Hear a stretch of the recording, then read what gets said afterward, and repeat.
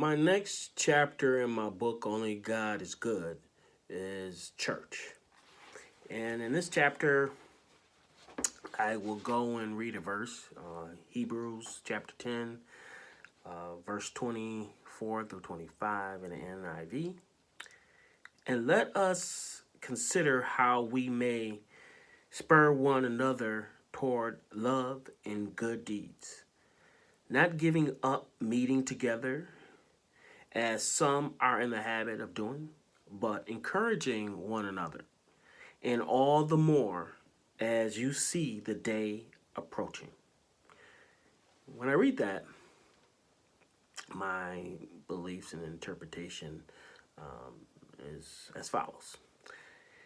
It is always good to go to church and to Bible study to learn about the Lord as well as pray and give thanks to God. I firmly believe that fellowship can be a great thing within a church. It should bring people together where they can help each other out in staying on track with God's will. There are so many churches that you can decide to go to, and I think it is important to travel around and attend many churches to see which one is the right fit for you and your family, and which one is actually trying to do the Lord's work. There are a lot of bad as well as good experiences depending on the church you might attend. People tend to gossip and to act mean towards one another and mess with each other's spouse inside the church, to where you really have to question if this is a church or not with some of the stuff that goes on. Some churches are so bad that the pastor is sinning more than the congregation.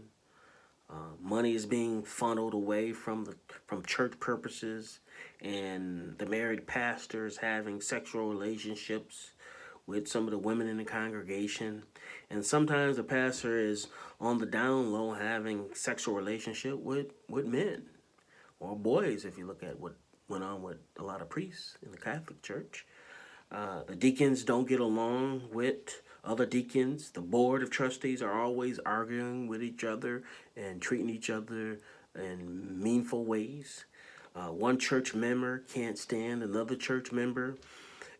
Eventually, there is so much disrespect sometimes that even fights break out, or pastors and members may leave a church because they're upset for some reason or feel some anger towards others. We must remember that no one is without sin, and that includes the pastor.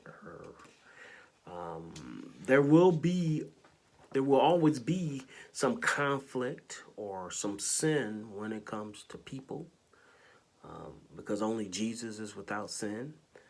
I guess it comes down to seeing if the church you choose to attend has a genuine purpose to help members become closer to God.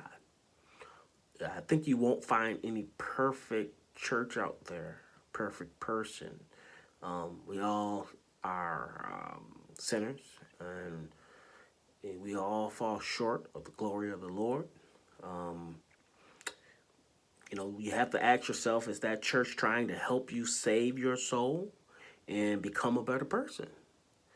Is that church helping you to understand what the Lord wants from you? Is that church a welcoming and friendly, kind, and loving church? Can you learn something from the church, from that minister? Or can you give good advice or be an example of a good Christian for others to aspire to live up to and want to follow? Some people have ulterior motives and hardened hearts. Sometimes it is better to put your energy and time in a fertile ground where you can plant a righteous seed that will grow. So keep looking for that church.